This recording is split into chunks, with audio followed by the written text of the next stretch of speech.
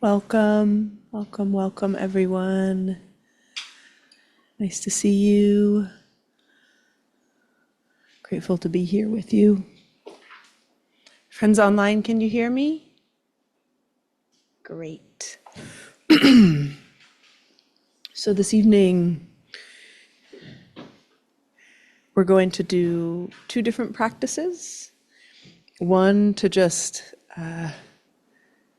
help us connect to a little bit of inner refuge and stability and being together. And then we'll return, as we were doing last week, to this practice of really trying to notice the contents of our mind and notice that which is greater than the contents of our mind, which is also like a form of refuge in a way, and also this possibility of like more deep understanding. Is that seat free? Okay. We have folks coming in.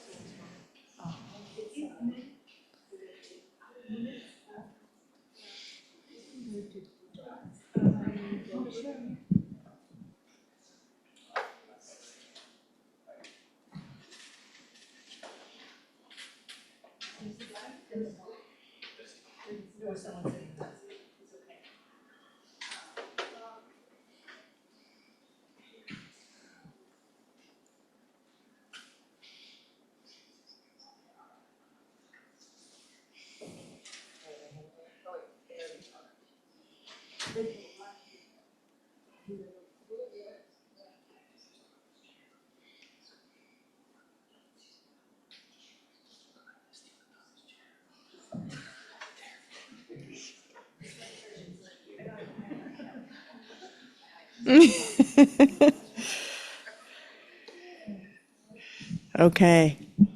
Seats are happening. Folks are seated. Welcome, welcome, welcome. It's a too high level practice to not pay attention to the seating while also talking. So we'll be starting with a practice that's kind of inviting us more into stable ground. And for those of you who are familiar, that's a bit more of kind of mindfulness of body and breath. And we'll be actually extending that more to the natural world that's already here with us.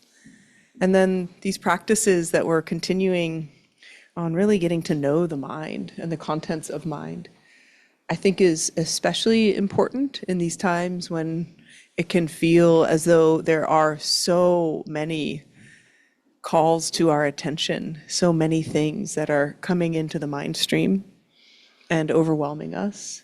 And it almost feels as though, like we've just taken our hands off the wheel and the thoughts are thinking themselves. So in this practice, we kind of come back to this possibility of being aware of the thoughts as they arise and becoming aware especially of that space that can exist behind thoughts or around thoughts. And it can be an interesting practice to do if you've never done it before. Many of us were here last week and we started digging into this practice of mindfulness of the mind or mindfulness of the dharmas. So we'll continue that work. And if you weren't here last week or have never been here before, no problem. Welcome. It will all be kind of woven in back onto itself. We've been following this book, Open Heart, Open Mind by Tsoknyi Rinpoche. Some of you might be familiar, just a very sweet teacher.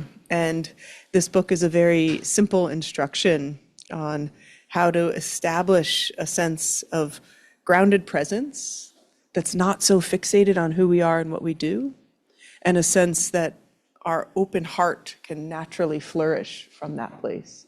So when we're not so lost in trying to be this preferred self or someone important or someone precious, then we naturally are available for others. And with that natural availability of heart, there's a potential of this outrageous clarity and spaciousness of mind. And that these are not just, a linearity, like they are actually all often coming and feeding one another and coming back. So that ability to stabilize in a sense of not being so attached to how things turn out with ourselves and actually also with the world. That ability to feel connected to others naturally blossoms, and that sense of more spacious, open awareness that holds it all. So we are going to just kind of poke ourselves into that cycle, beginning with a practice here, which is going to be a simple practice of settling in and stabilizing. And it's interesting, many folks here know that the original practices of Buddhism in the time of the Buddha in India, they were all done outside. They were all done walking on the earth, no shoes. That's how the monastics practiced. And even the lay people, when they went to practice with the Buddha, they were there under the trees. The Buddha would build monasteries, but only in the context of these large gardens. And it's, not just that they couldn't cut down the trees, it was, too difficult or expensive of a construction project.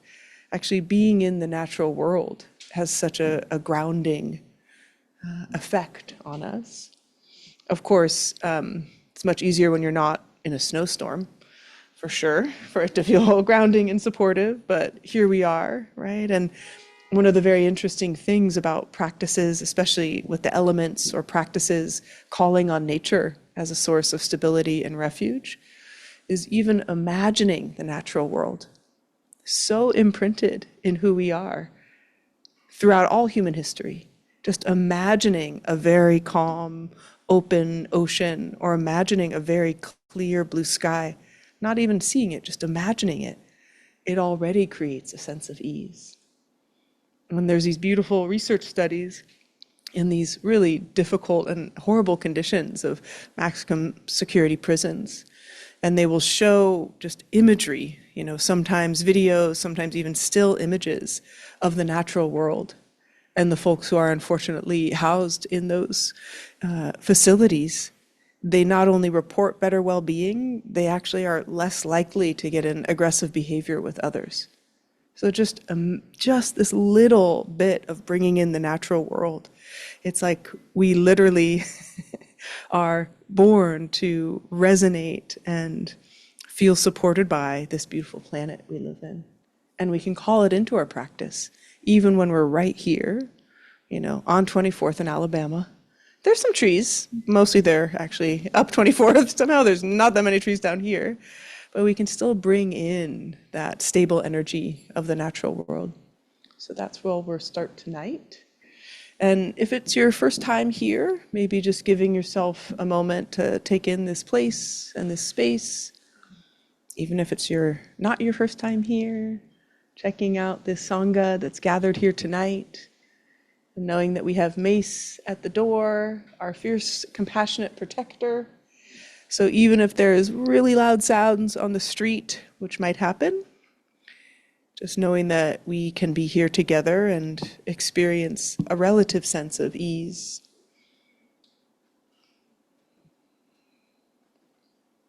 So beginning by focusing on the posture.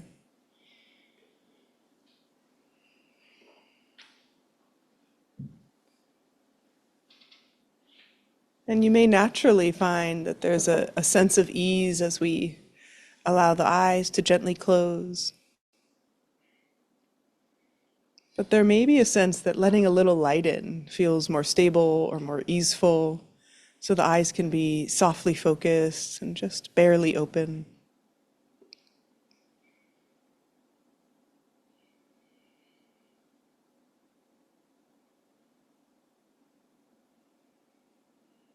And invite this lengthening, but also almost a sense of lightness up through the spine, as though we were being pulled up from the sits bones, lengthening, lengthening, and then just the most subtle tuck of the chin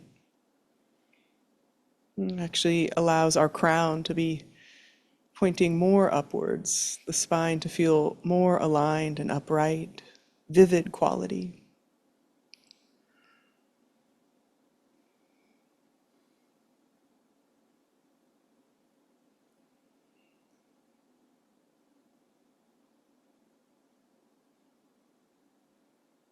imagine a sense of real ease, of real softness around the eyes.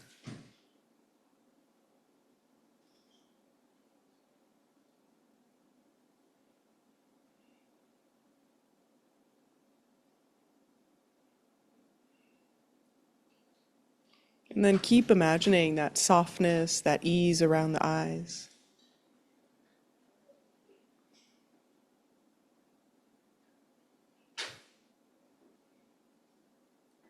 And bringing that softness all the way down around the cheekbones and the jaw.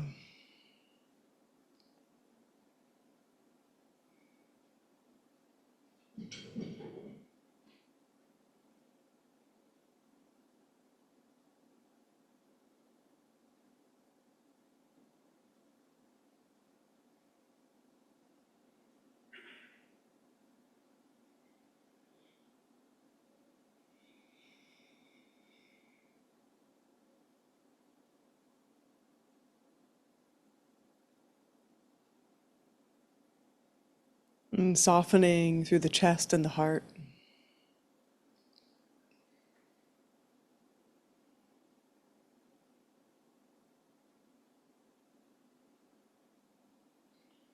Feeling that softening or inviting that softening, not only from the front, but feeling the back of the heart also soften, relax.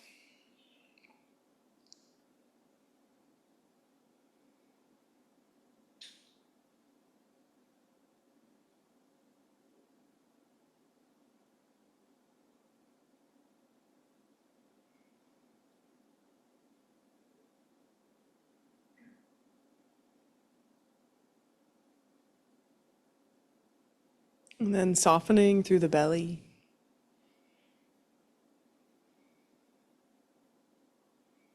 Not only an unclenching, but also a sense of grounding, stability through the base of the body.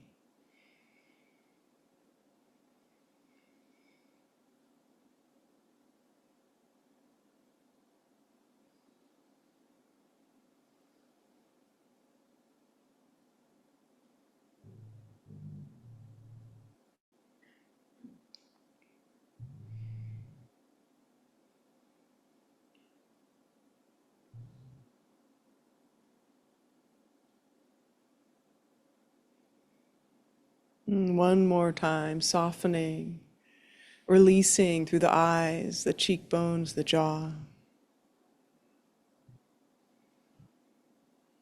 And gentleness at the heart.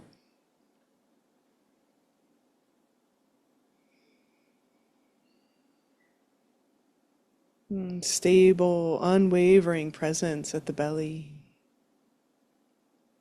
Right here.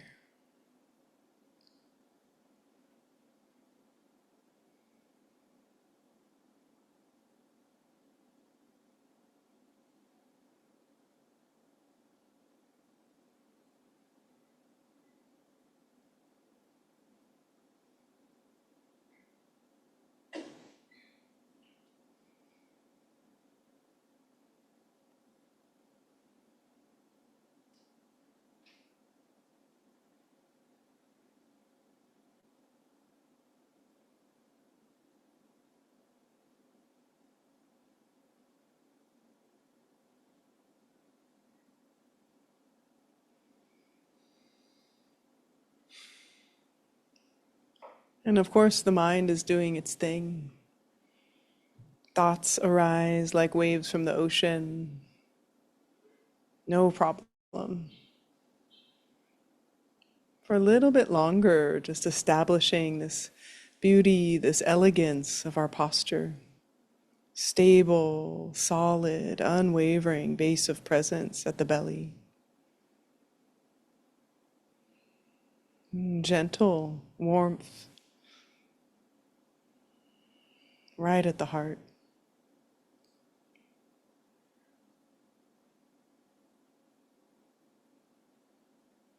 And possibly a sense of lightness and ease through the head centers.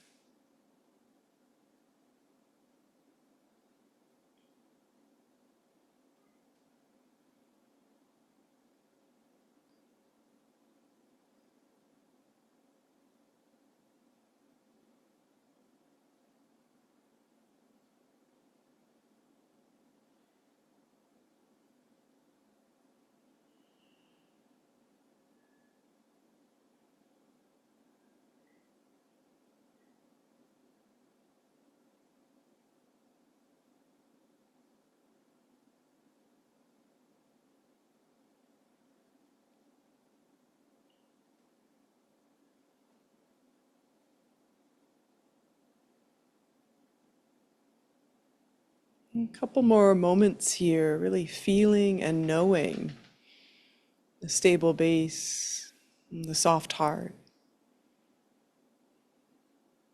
and sensing or imagining this clarity or lightness of the head centers.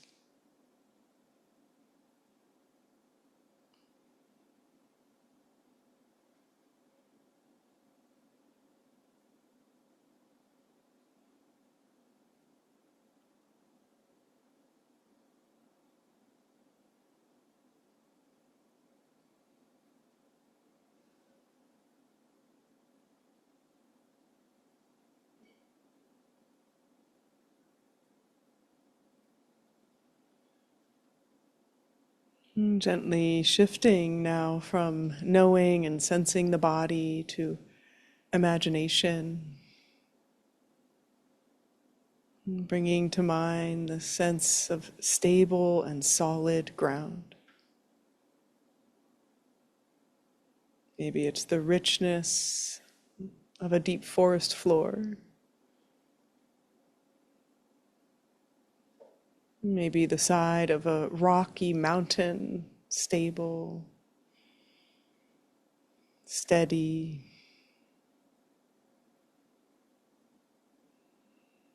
And inviting those qualities, that natural element of earth.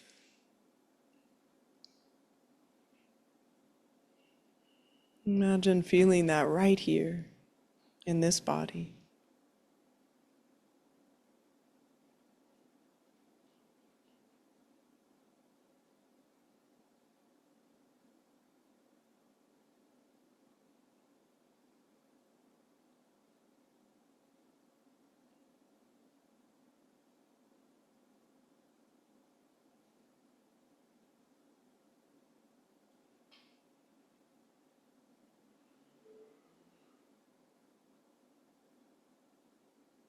That sense of we are already made up of these elements. So just finding that quality of stable earth right here.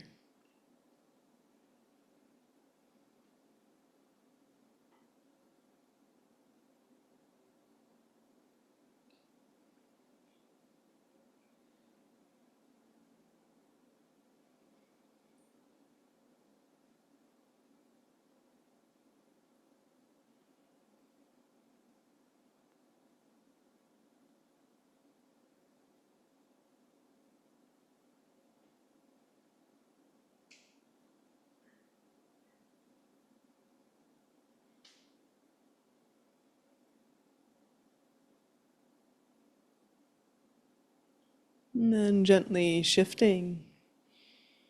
Again, using imagination in the mind and imagining the fluidity of water.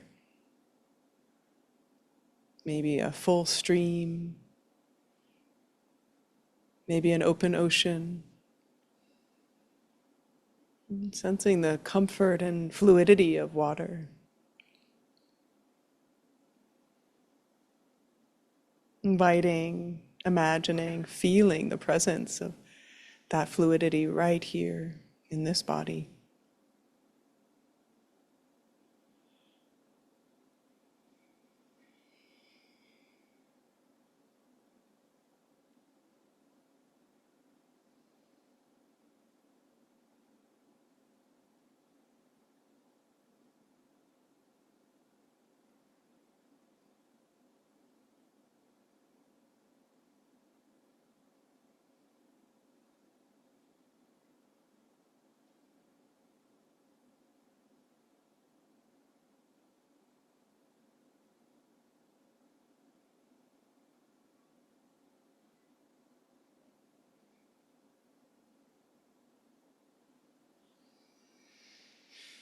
And again, no problem if the mind slips away with distracting thought or memory or image, just coming back.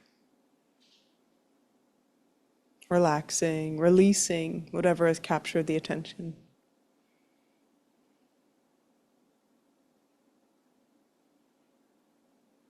Now imagining the quality of fire, the joy, the inspiration, the warmth. Maybe this is the radiance of the sun, candle flame, fireplace. It's bringing to mind this wonderful element of fire and inviting that quality of inspiration and joy right here.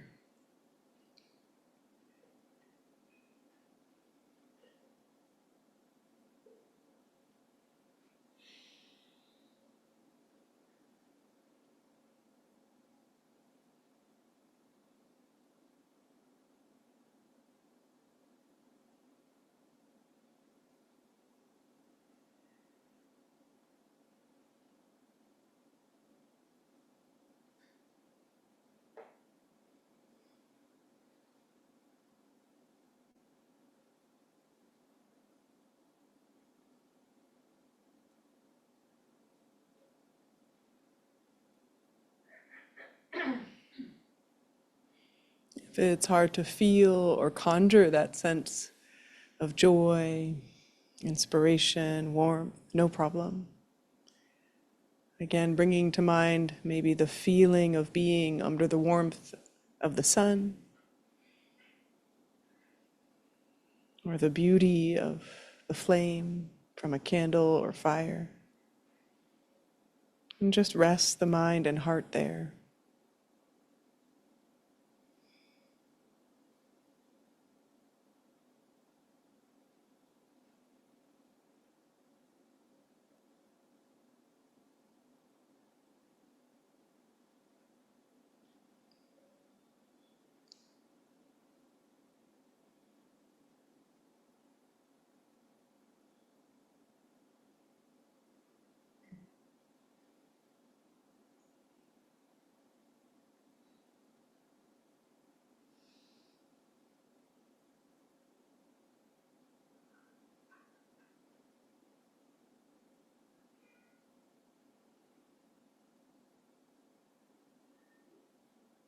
Sensing, imagining, inviting the quality of air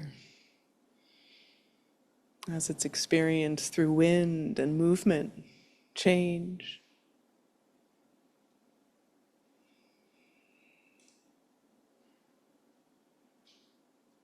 Maybe the way we see the limbs of a tree move in the wind.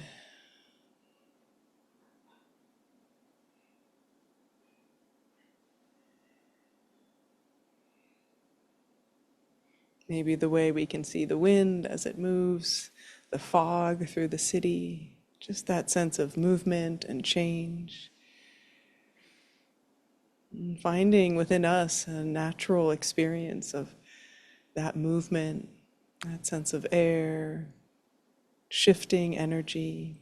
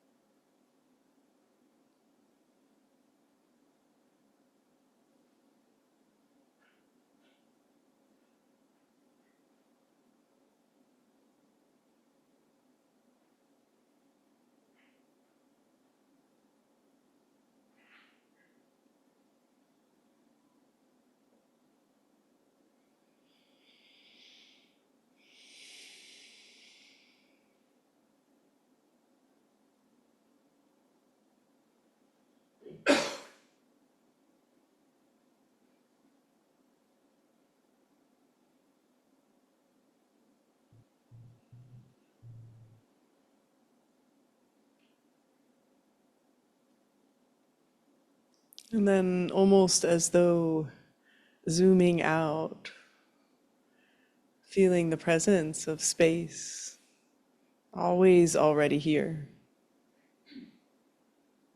Space in which we can experience even the ground and firmness, the stability and solidity of earth, the spaciousness that holds the water, the fluidity and comfort,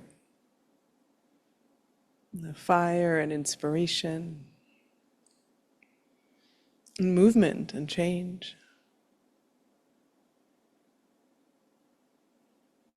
Almost as though coming out from inside a small room into a wide open view, inviting that quality of space right here in this body.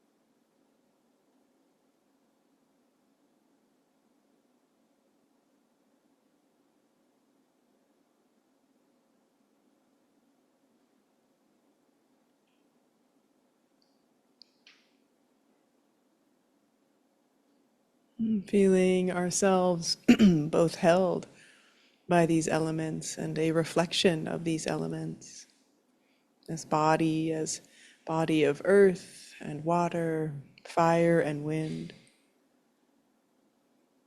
space and openness.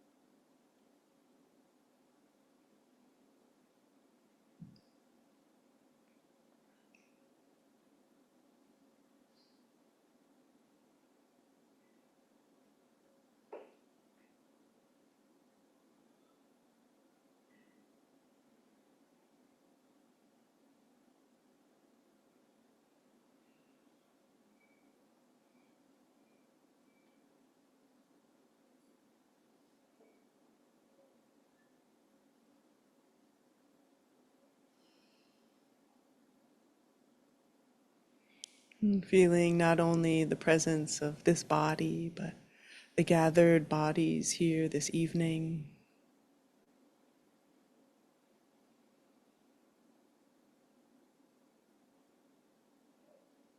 Greater collective and Sangha.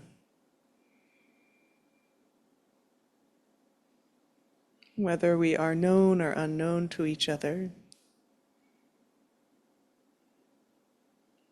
this moment of connection and togetherness.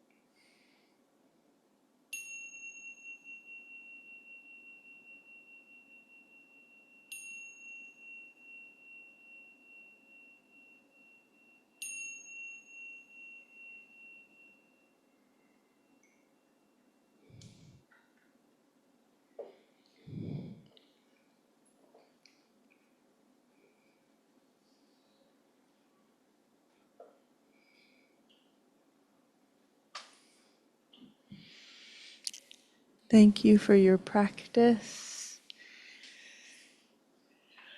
Welcome back. Welcome here again.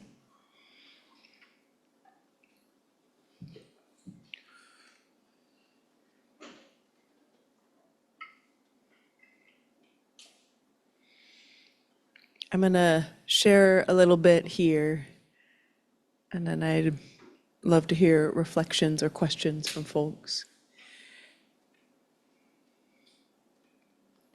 just kind of want to circle back to the theme that's been so present these last couple weeks, which is, what is the meaning or purpose of us all being here together?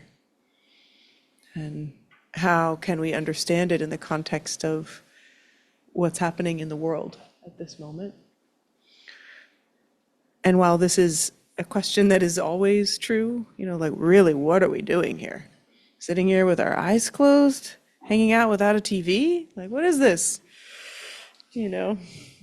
But I mean, in the context of this desire to actually turn towards the inner landscape when the outer landscape is so hellish is a little strange, right? Like, wait, but no, out there, like, why are you in here? Why are you going in here? Like, look out there, right?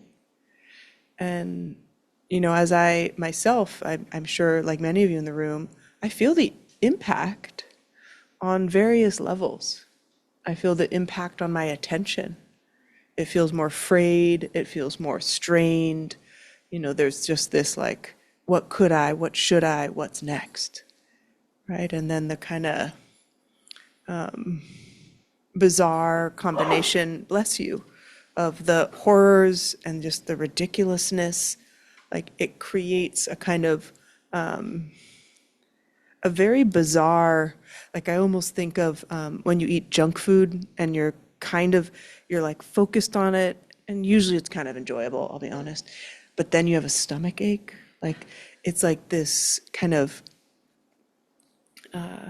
predilection towards, I want to know more, I need to get more, like, what more, how more can I?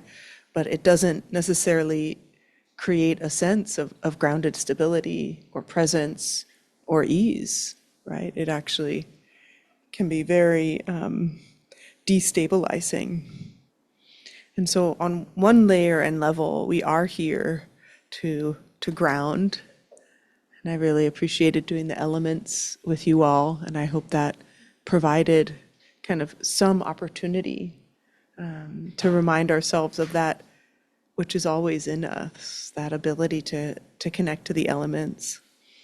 So there's this opportunity through these practices to find a different kind of refuge than checking the news, talking with other people, even going out and protesting, like a different kind of way to resource, because we need resource, right?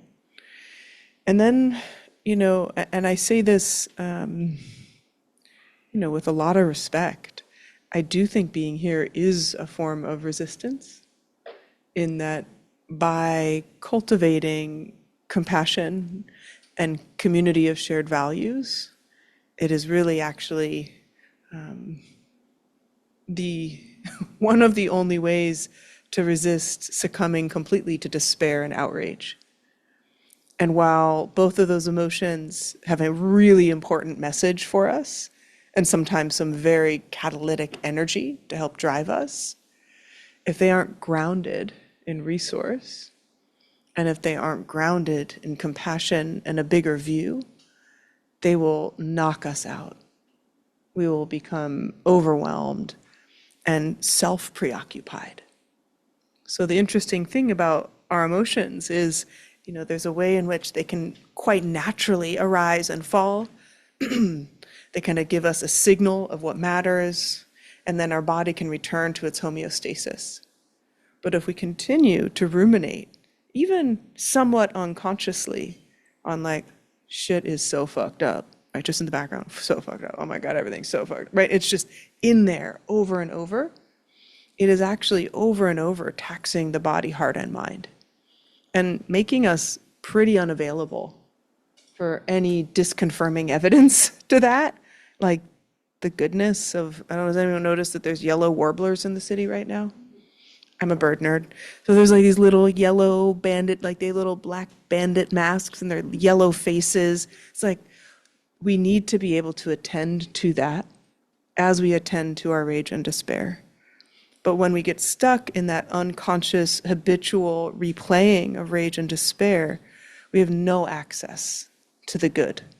That's here, like abundantly here, but also here, and around us. And part of that, that work of, creating resistance and refuge, part of it is the meditation. I feel much more like here in myself than I did before we practiced. Even though I had a beautiful dinner with beloved friends, the like background noise of this world, like it's still there. And so when we do this very kind of paradoxical thing of turning towards and going in, and it's like, I love it when people are like, you meditate? Like all the time? Like, oh God, I don't want to go in there. Like I don't want to go towards that. Like, why would you choose that? I get it. However, like when you turn towards it, and there is a sense of stability or calm, or even just glimpses of stability and calm, there's a relief. And there can be an unhooking from those stories. But it's not just the meditation. And we know, right, meditation really helps us calm, the autonomic nervous system, allows us to feel more flexibility of mind, less reactivity, amazing. But it's really also the worldview that gives us the opportunity for true refuge and the possibility of resistance. Because the worldview is that ongoing reminder that whatever it is that we're struggling with will change. Whatever it is we like, also going to change. And all of it is connected. None of it is necessarily as directly towards us or against us or what we care about as we could imagine. All the difficulties and what feels like demonic forces, there is a connection to compassion and goodness too. Like there's no thing that is separate. And while that can be a little bit hard to think about, we can actually discover it through practice. We can just see the interconnection. We can see the ever-changing nature. And I really think this mindfulness of the mind practice is a very good one to do it, but it's hard. It's a hard practice. Is Lewis here this week? Yeah, there. Hi. I remember last week after you asked me, you said, this practice is too hard. It just is frustrating to me. And I was like, totally. And then you turn towards the frustration. The simple instruction of the practice is, stabilizing, as we will again, by noticing breath in the belly, often a very stable place. But if that's not stable for you, you can focus on breath at the nostril. You can just focus on the whole body breathing. The belly is not required, but it really can be a very stable place. And then we notice the thoughts as they arise. And we simply and kind of briefly just label them, right? Create just a simple label for the thought as a way to then kind of let it go, to not hold on to it. So instead of the thought arising and taking you on this awesome journey of like, again, what's for dinner? What happened last night on a TV show?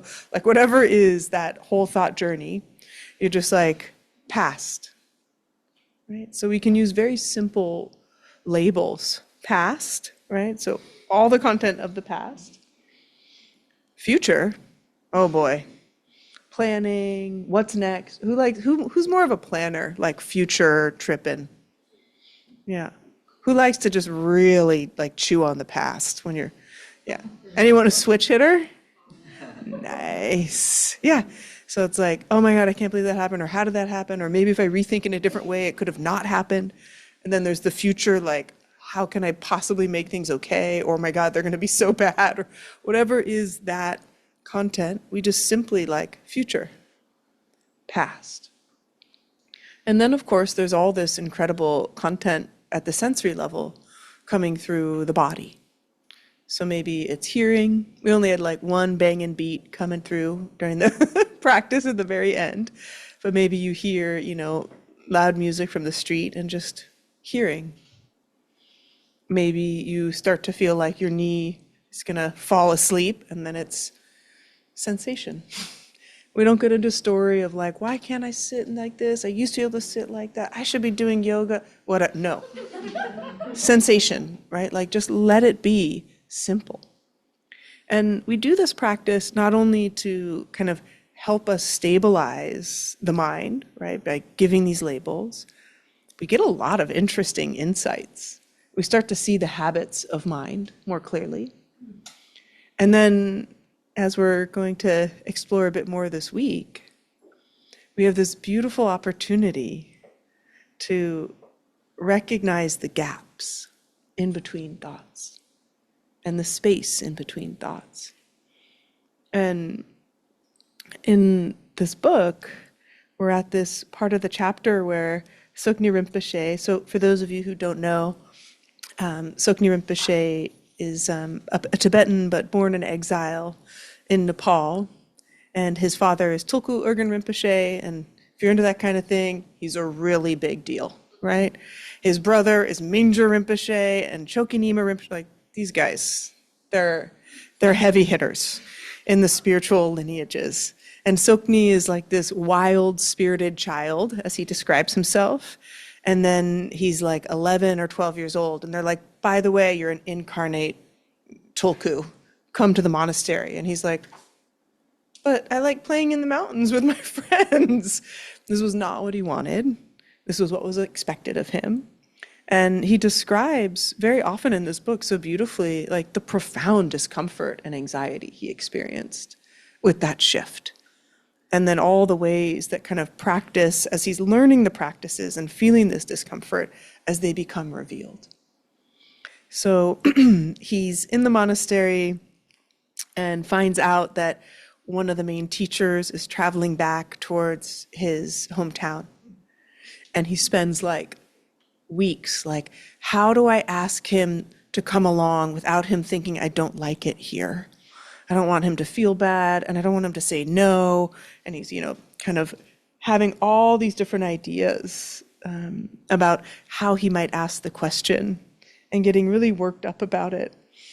And he ends up asking the teacher, who just so simply receives his request and says yes. And when he goes home, he's able to really get some crucial instructions from his dad on the mindfulness of mind teaching. But I wanted to read a little bit from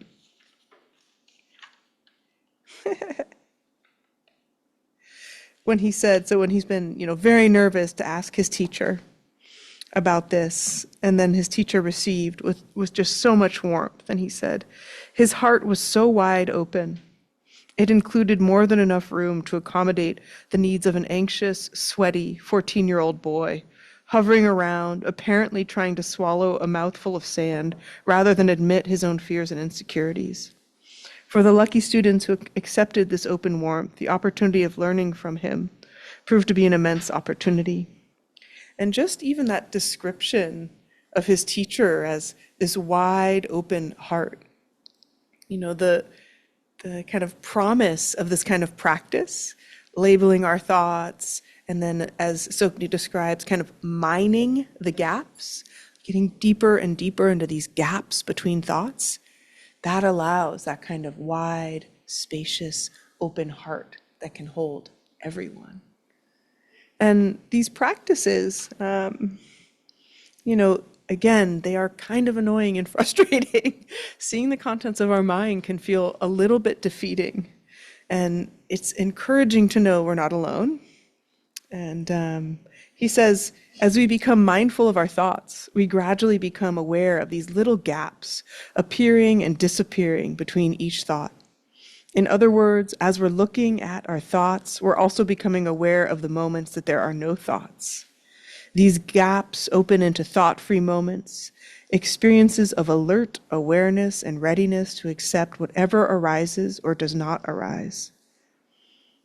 So it's this ability, he says, to connect more directly to the spark that illuminates our being and move closer to experiencing the vast open potential that is the basis not only of our own nature, but of reality itself. It's a big promise. But this idea that, there's these gaps that are in between the thoughts, that once we kind of attend to them, open into even wider spaces. And that wide space is the nature of who we really are. It can be a bit heady, and I want us to try it. But before we do so, I know some of us have done this practice before, and I want to see, did anyone have a question or reflection on this mindfulness of thought practice from last week, or from just even imagining, like, what does it, like, if even for just a moment, close your eyes or not, can you notice a thought that arises?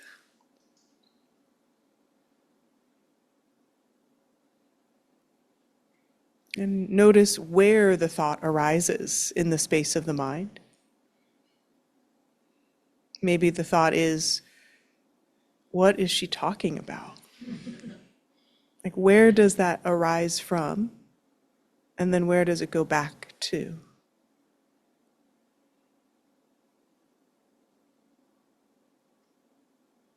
And the interesting thing of this practice is we have to really balance attention and this relaxation. Because if we think too hard about it, then we lose that spaciousness of the gap in between. So I have one more instruction before we get into it, but are there any questions? Yes. Yeah, I've been kind of trying out the practice since last week, and I guess I'm wondering kind of what your perspective is on, I'm a little bit worried that I'm like not balancing this naming and labeling of thoughts to release them with like going too far and almost suppressing the emotions and the feelings that might be wanting to come up. Yeah. And thoughts on that? Yeah. So labeling, but then there's maybe like a whole like constellation of feeling with it. Yeah, and I'm afraid I'm gonna push it Mm-hmm. when they want to be felt. Yeah. It's so interesting because, one thing I also love teaching is the handshake practice, which is the whole practice is turning toward the feeling and watching that whole waveform arise and fall and dissipate.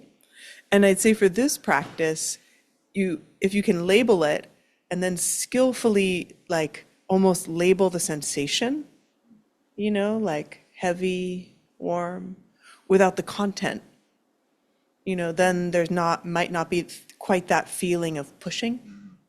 And also maybe not here, but at home, because I don't know if you have it, but it can be really demystifying to have a little journal next to you and like jot it down. Because often in our practice, we're like, this is so important. This thought or feeling is so important. And then we write it down. It's like, what? And it's just this, again, this habit, like all of us are so habituated to distraction that just giving ourselves that opportunity to come back over and over, it's like, wait, no, but what, So it'll be interesting to play with that too. Thanks. Yeah. Other questions from this practice? Yes, Noemi.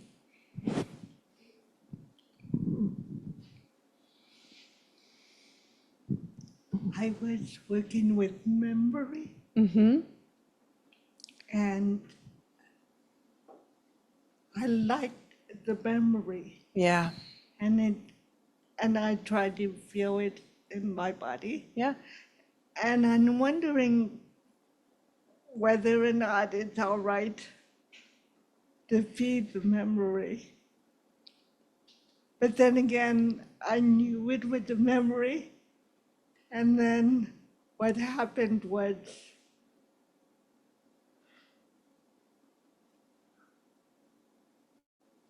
I got into what was it all for? Right.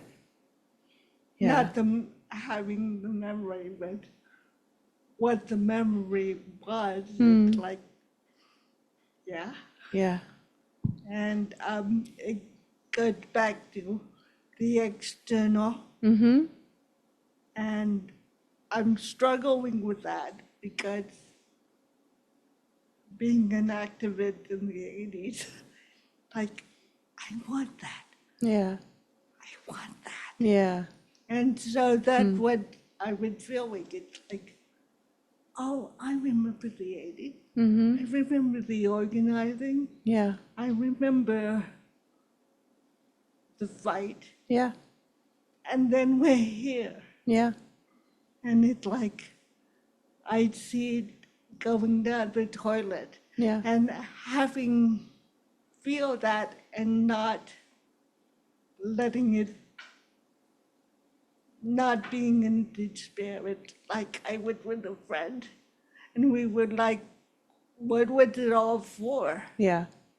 Yeah. And so that's what I'm struggling with, going back and forth between the two feelings. Yeah. Yeah, it's an interesting question. Like what I'm hearing, there's a couple things, Thank you. in our practice, if a memory arises that we like, it can be really hard to not want to follow it. And I think we get, the rest of our non-practice life to do so. So I would say, like in the context of it, like even when it feels, that kind of richness, to just like memory. Because to be able to have the noticing of the craving and the aversion, right? That memory of the rights work, hell no, label, it's gone, no problem, right? But to notice, that preference and how we can get caught. But actually sometimes even our aversive thoughts we really like. We're like, I hate that person. Oh God, yeah, they're terrible. Like, we get that sticky. I think the other piece you're describing, which is, this longing, right? And they might even be skillful to notice like the longing. And then, this world, this phenomenal world, this relative reality world, samsara, right, with those Four Noble Truths that really are displaying themselves so explicitly. It's really tough, but I do think in these times, as practitioners, we want to invite the possibility of like, don't know mind. Because it's very easy to look out there and be like, it's all down the toilet, And then this opportunity of refuge and resistance through that bigger view of there are all these causing conditions, all these things changing, and especially at the like cosmic level, we don't know. We know so little. Even what we can know perceptually is so little from what's actually here. And not to say that to then not go out and be active, but to say that so that the mind and heart and body has refuge. So that when we can go out, we go out, right? So, thank you. Okay, I want us to try this practice. We won't do it very long. And I do actually invite you to have your eyes slightly open. This practice is usually done with eyes open. It can also be done eyes open, gazing out, which is amazing, into the clear sky. So this is, I'm going to paint the picture, Tsoknyi Rinpoche at home with his father, Tulku Urgu Rinpoche. And he's in his small room. It's a wood-paneled space with just a bed and an altar and like enough room for 5 people to sit. There's a great story about Tulku Urgu Rinpoche when he was quite sick at the end of his life. And his family and people who loved him were like, no more teaching, no more students. And he's like, yeah. And then he'd like sneak out of his little room and like people would come around to learn from, like just such a generous heart, just beautiful teacher. So his father says, look at the area around you with all of your senses open. Can you see all the objects, feel all the sensations? Don't block anything. Can you sense that openness, that simple awareness of all the things you see, hear, and feel? Yeah? So that kind of all the senses, almost like kind of that vital sense of living presence. Now slowly turn that same awareness to the mind that perceive these things openly. Instead of looking at outer space, look at inner space. And so he describes it that with his hands, he turns his palm outward to demonstrate the way we normally perceive, right? Looking outward. If we're not looking at our phone, checking everything. We're like looking outward, this openness, and then just this simple looking inward. And then you drop everything. Very simple. Completely open, looking outward. And that same openness, that same vibrancy of taking everything in. And then imagine towards our own mind. So none of that outside world, just the phenomena of mind. And then we just let it go.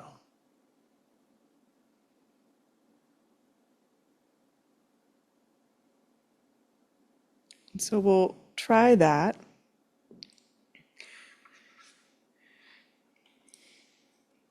But we'll get ourselves back there through a little labeling. And what it is we're looking for, as Tsoknyi describes it here, a direct experience of what in the Buddhist tradition is known as the essence of mind, the true nature of mind, luminous, limitless awareness, not chopped up into subject and object, self and other, perceiver and perceived. All distinctions between looking and what is looked at fall away. And for an instant, a complete lack of separation between everything. Everything felt, everything seen, everything smelled. Awareness was, and the awareness that saw, that smelled, and that felt. Even the effort involved in being mindful of something dissolved. Mindfulness became effortless. The clarity, openness, and warmth simply was. I suddenly, unquestionably knew that what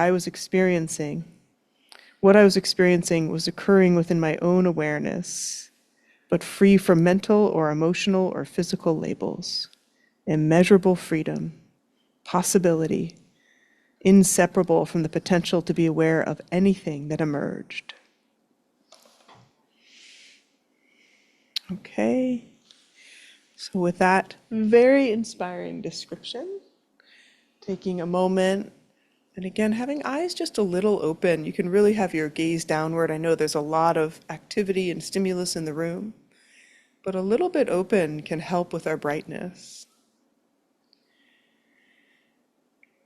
And so we begin with the anchor, bringing our attention and awareness to the belly.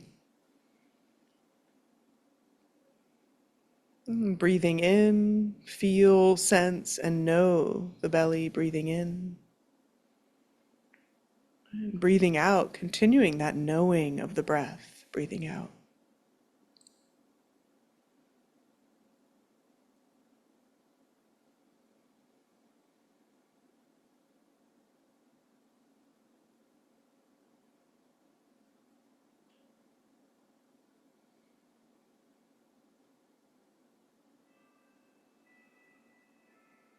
And soon enough, a sensory experience arises, like the sound of the clock, or a thought, past, future,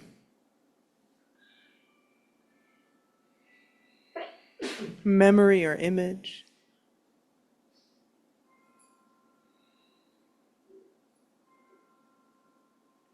And we apply a simple label: hearing, seeing, sensation, or past, future. We can even apply pleasant, unpleasant.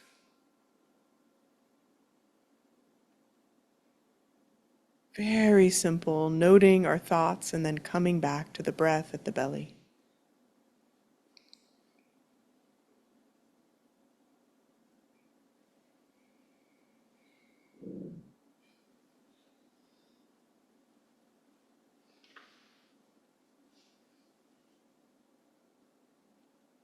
If it's too hard with eyes open, you can take breaks, close the eyes for a while, really connect with the breath in the belly.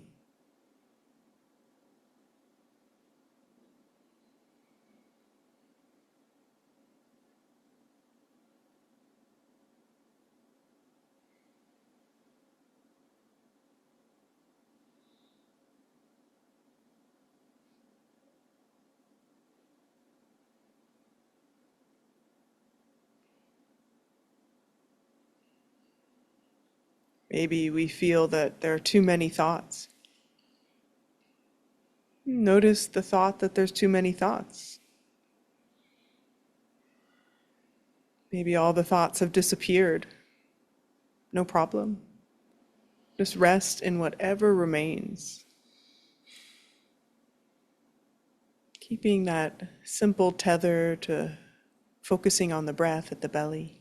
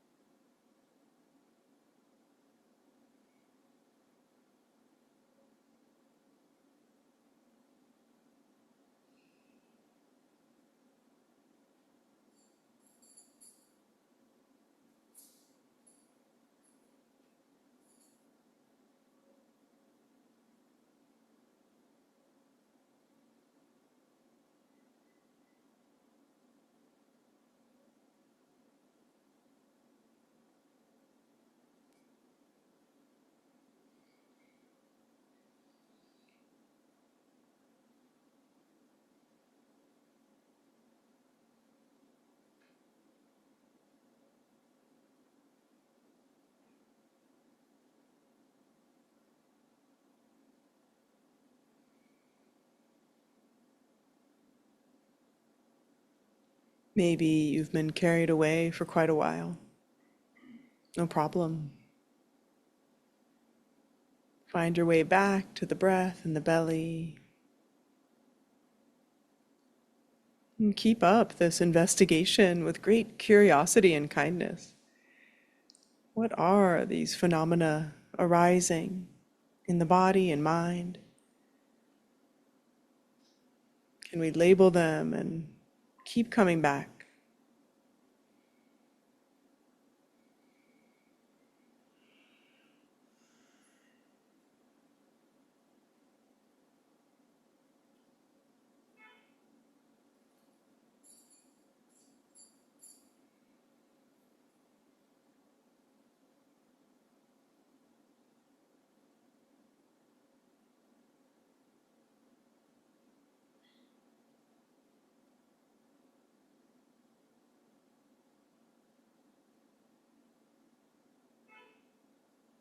Instead of anchoring at the belly, if it feels possible and easeful, just focus on the mind and whatever arises in the mind. The space of the mind from which thoughts emerge, and which they return to. Continuing to label.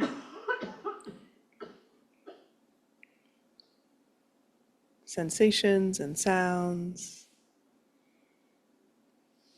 thoughts, memories, images.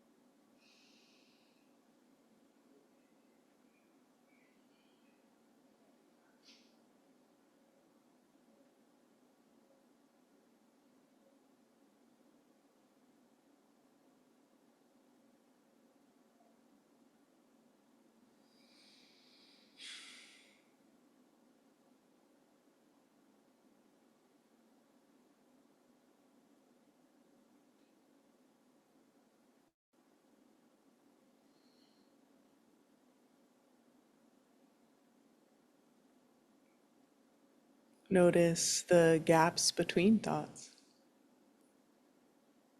Maybe they are very brief, maybe they're hard to find.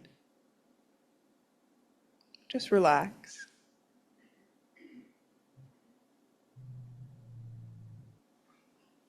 Lean back in the mind.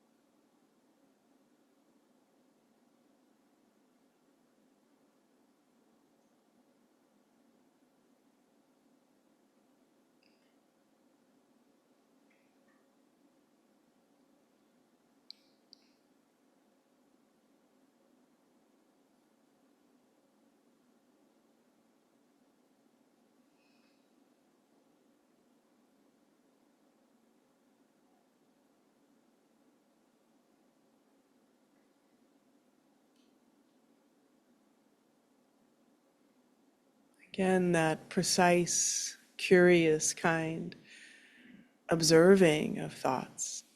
Thoughts that may feel slow, thoughts that may feel fast, thoughts that are pleasant or unpleasant, short or long.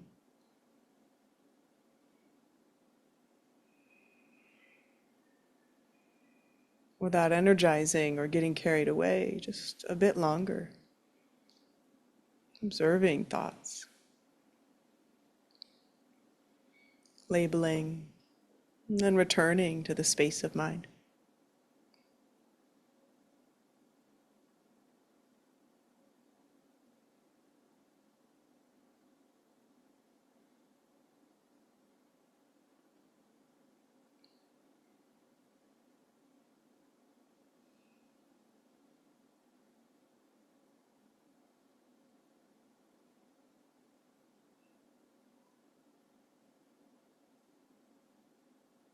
We're not forcing thoughts away. We're not pulling them close.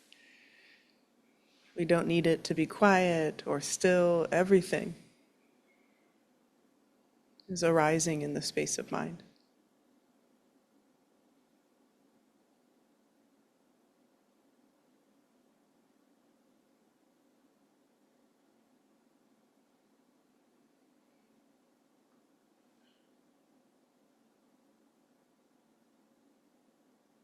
Now, instead of observing the thoughts closely, can we turn this observing directly onto mind itself?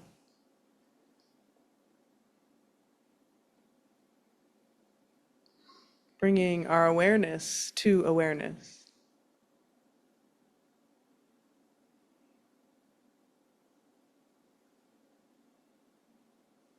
Resting in those bigger gaps, that spacious, luminous, open presence. Thoughts may be still arising and passing, but they are now background.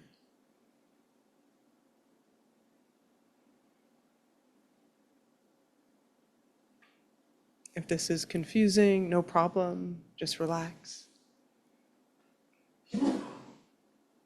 If this is open to you, no problem, just relax.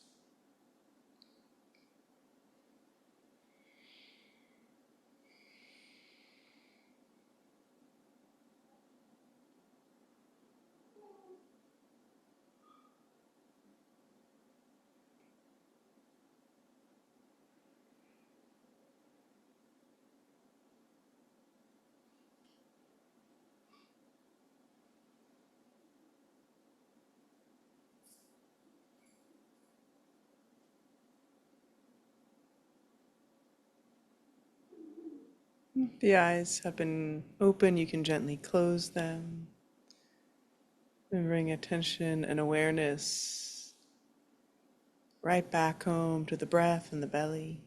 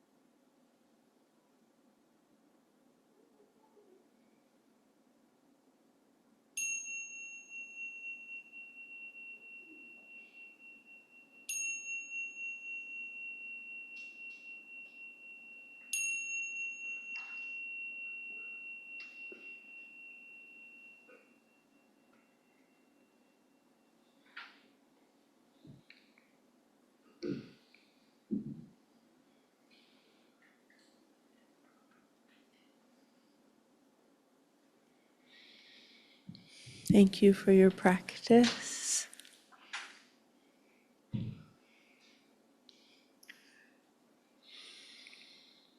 So one of the beautiful things we get to do here at the Dharma Collective is connect as Sangha and community and share our reflections on practice and ask questions, and to do so in a way that is really supportive. I mean, all the time, but especially in these times, like, we all need a little extra gentleness. So when you're speaking, really just considering and being thoughtful about the impact of speech on others in the room. And when you're listening, see if you can listen with that gentle, kind, curious heart, right? Not with expectation or judgment. I know that's tricky, but that's something we get to practice. Like, we want to be living in the world out there that looks like how we can all be with one another here tonight. So, how does that sound to folks? Great. Okay, Ulysses, how was your practice? Okay. I want to wait for you to hand on the mic. Following up from last week. No, yeah, these are wonderful because I, before I started sitting with you for a while, I love to go out there, Yeah. into outer space. Yeah. But we've been working here on like taking it into the inner body, but still just kind of like we were talking about turning it inward, but deeply going inside. And I love these practices. It was really nice. I was a little distracted earlier because on the way here, I almost got hit by a car. Oh. And luckily I ran into Peter, and I saw, he's like, hey, you okay? And he was like, and it brought me right back down. Like, oh, yeah, cool. It happened. It's gone. But Yeah. and it was nice that as we were talking, I was reflecting that what we do here works. Because the old me would have taken my skateboard or crashed his windshield and be like, screw you or F you, dude. And I was just like, hey, man, be careful. And he's like, I'm sorry. I'm like, cool. And then I had a nice walk here. And so, yeah, and then, so this is icing on the cake. But, it felt really good. It's nice to go in, to be able to go in that deep. And I was surprised because earlier too, I was pretty in deep that I'm usually aware of the banging music. Yeah. And I didn't hear it. Oh my God. And so I was like, what is she talking about? Yeah. So, It wasn't apple bottom jeans this time. no, so. not this time. But Yeah. But with the like last time you were saying the thinking was kind of like, was a little easier this time, or? this time it was because, and this is kind of like piggybacking off the first meditation and when you were going through the elements, I was going through the elements to the experience that I just had. So kind of stuck in that memory, like, Cool. Good. But it was nice because it was like, okay, the every single element I was able to kind of like reflect and let it go, what happened in that experience, and just let it go, Yeah. So the grounding, the earth, and I thought about it, wow, I was really grounded after the fact. Yeah. The heat, it was this adrenaline rush that I had at the moment. Yeah. Oh, Then interesting. again, it dissipated Yeah, right. pretty quickly. And then so the second practice, I was just like that. No, there was no thinking. It was nothing, which is great. Yeah. It's so interesting because I do think in some ways, that there's writing, in, especially in the Tibetan traditions and Dzogchen, that sometimes we can experience Rigpa, which is that clear, uncluttered, spacious, open, like right after something really intense happens, like a sneeze. It's not that intense, but like, I feel sometimes like when I get held down under the waves and I come up, there's like this moment of Rigpa, like, unencumbered, unconstructed, like presence awareness. So it's almost like that happened through your body in that, but then you applied the practices. And I also think, I don't know if folks here experience this, but grounding in the elements, right? That actually can really support our clarity and awareness. You know, I mean, I was tempted to ground us in compassion, but most of our hearts are so kind of mashed up right now that might not feel bright, but the elements can have that bright quality. So thank you. Do you think the one last thing that I did notice is when you're talking about, you know, doing a practice with your eyes open and gazing out there. Yep. So from my perspective here, there's that vent up there. And so like behind the little white lines, there's like infinite space. Yeah, at least for me, great. you know? And so I was like looking beyond that and just like, Yeah. so And we're so lucky we live in this city where there's so many vistas, and we have an ocean. This practice is very powerful to do in those contexts.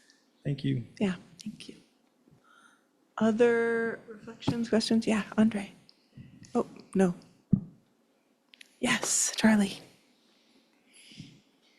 Hi, Charlie. Yeah, I liked, you know, the first part when we were labeling thoughts. I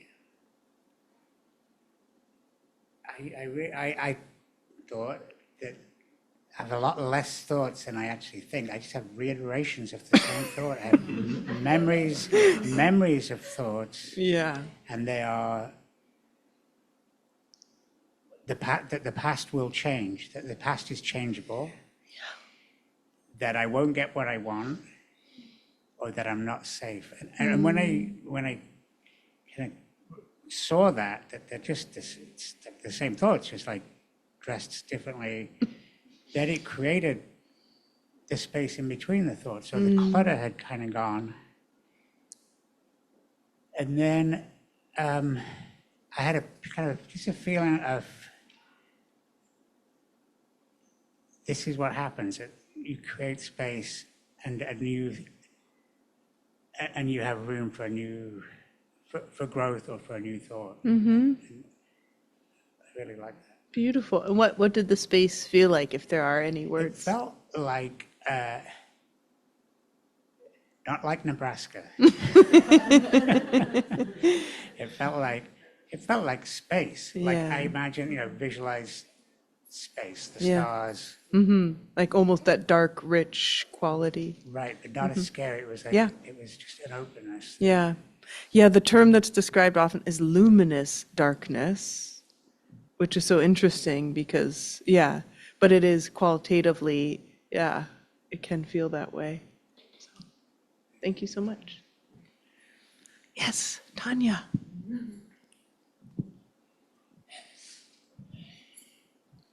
Hi. I was thinking about, I have real monkey mind, so it's just like very, very entertaining to a certain extent. But I had this thought when you were saying about this compelling nature of our of narrative and story, and then moving away from that and coming to this labeling, and then thinking about how if we all did that, we were, our stories are so about us, but when we label, it becomes something that we can all share together. And then I suddenly thought, oh wow, one of the reasons why it's so spacious is because in the labeling, you're having this interconnectivity. It's like, it's no longer the story that you're creating Yes. about, but it's a thought, and that person has a thought, and it's Yes. love, and that person has love, and it's frustration, and that person has frustration, and you're Yeah. like, oh, we're just experiencing this together. And that for me was the spaciousness of just Beautiful. that connectivity, that interconnectivity. Yeah. And I'd never actually really thought of it that way, because it's very hard for me to get to the space between the thoughts. Yeah. That's Yeah. a hard one for me. But Yeah. the interconnectivity I can really tap into, and that the spaciousness that interconnectivity gives expansiveness, yeah. It's beautifully described. Who else has monkey mind? Just to say. But I think it makes sense what you're saying, also knowing you in that, and for most of us, like connection, just as, Ulysses' near miss car accident Yeah. provided this like connection for many of us does provide that ground. And this morning I was like struggling to practice because of, just this frayed, I mean, I'm sleeping well, I'm eating well, but still this, what's happening, right? And my beloved little kitty came right next to me, and just like that hit of like connection, and I completely dropped, right? So whether it's either that felt sense of connection or that, imagine like we are all in this is actually all of us, that can create an ability to drop in and relax. It's beautiful. Thank you. Yeah. Any friends online? I'm having a hard time seeing that far, but wanted to open that up. No hands yet.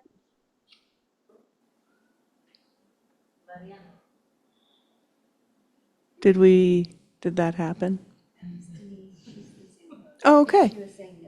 No hands yet. Thanks, Denise. Okay. Any other reflections, questions? Yes, Tom. When you were in this start, the question sort of started last week also about like where do thoughts come from and where do they go, and the space of the mind I experience, kind of like what Charlie was saying, is very three-dimensional as opposed to just sort of flat.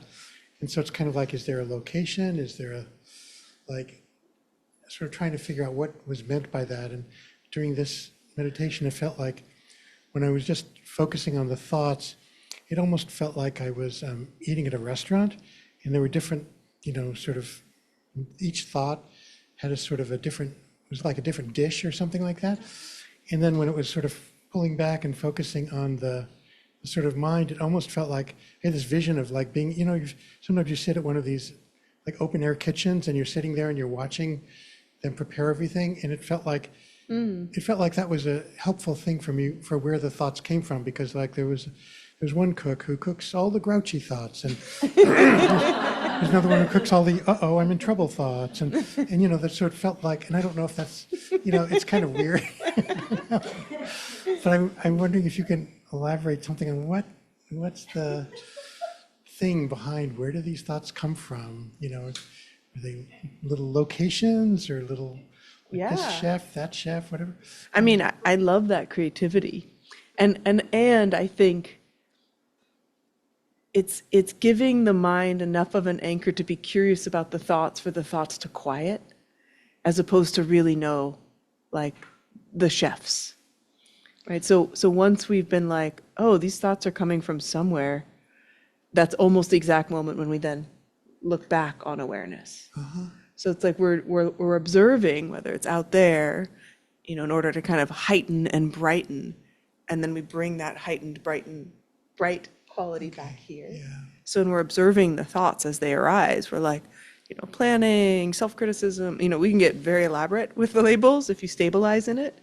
And then you just, it's like that classic move of then the thoughts become the background and awareness. Yeah. So it's almost like you don't need to know, Yeah. So it's like get close enough so you're aware instead of just lost in thought. And then once you're aware, Interesting. then you can rest in awareness. Because the thoughts become a lot less vivid and a lot less sort of interesting. It's almost like they're grayed out, like if you gray out your phone.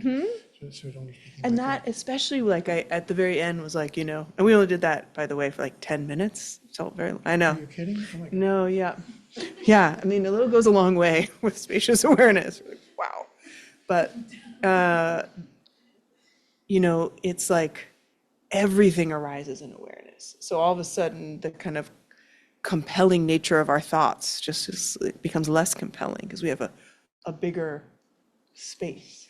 Yeah. Thank you so much. Thank you. Yes, Mackenzie, come on. One more. Let's do it. Yes. My question, or I think it's a question. This time I noticed that we started with anchoring with the breath, and then we moved like into just being in the mind, and then there was the reversal stage. Were those the 3 stages? Yep. Did you do that same thing last time? Nope. Okay. I really didn't like that. reverse. You like that? Well, Okay, it good. really helped. Yeah. Like, just build stamina or something. Yeah. Each transition was a little bit hard. I was like, oh gosh, how am I gonna do this? But then I got there. Okay. And so I think that, I don't Yeah. know, it just, it was a good build for me. So I Great. just wanted to mention that. And how about the somatic experience that sometimes arises in practice? Was that less? Oh, yeah, that was there. But compared to last time, there was more space between feelings. And I said I would trust you last week. I'm like, it would get better, and it is. Okay, cool. Yeah, it's still very much there, but more Yeah. space. Yes, beautiful. And that, again, that's the direct wisdom or the direct clear seeing and knowing of like the discontinuity of form, otherwise known as emptiness, otherwise known as impermanence and everything changing. So, and then it's so tricky because like when something's uncomfortable, be it a thought or a sensation, like our attention just goes there and it doesn't feel like it's ever going to be formless or empty. So yeah, thank you. Thank you. I want to mention something as a little bit of a sneak preview is that, wow, we only have one chapter left. This is like a record breaker for me, guys. Usually it takes a long time. We are going to return to working with Tenzin Wangyal Rinpoche's teachings next month. And that's kind of why I was also excited to bring in the elements practice, which is one of his practices. And we will be working with elements practice, working with, I brought an older book of his. I'm going to be kind of switch hitting between this, which is actually a 20-year-old book of his, very beautiful on working with the elements, and the True Source of Healing that we did here together 2 years ago? Yeah. Anyway, the other book I will also bring. And Wangyal Rinpoche will be joining us on Earth Day at the Children's Day School. So just to mark your calendars for April 22nd. So we'll be having the opportunity to learn from him. And he is if you haven't met him or know him or learned his teachings, suffice to say, he's the real deal.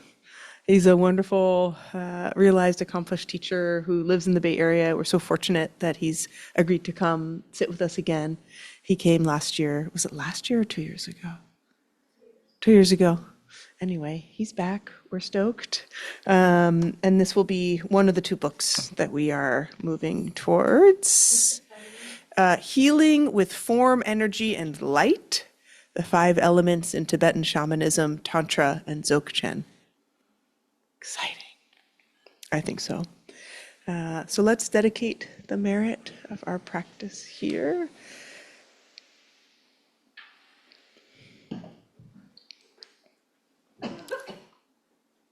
So the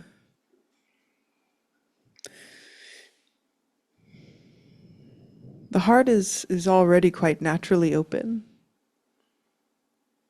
with the weight of this world. And so then we can allow our bodhicitta to just feel like that natural touching between our awareness and knowing of the dangers and difficulties of this world. And the deep care or the quivering of the heart as it meets that knowing.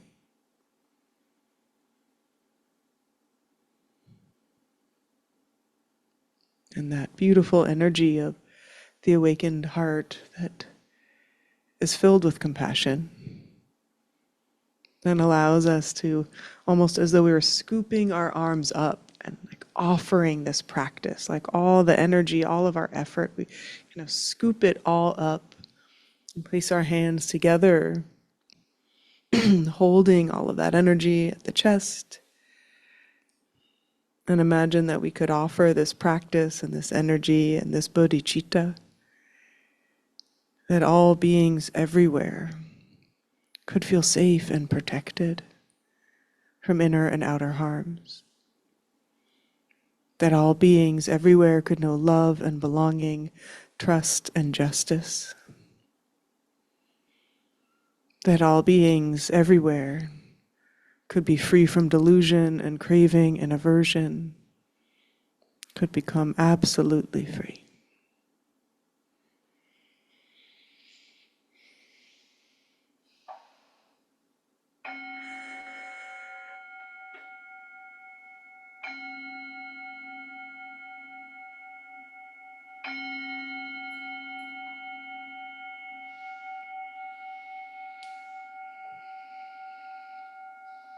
Thank you all so much.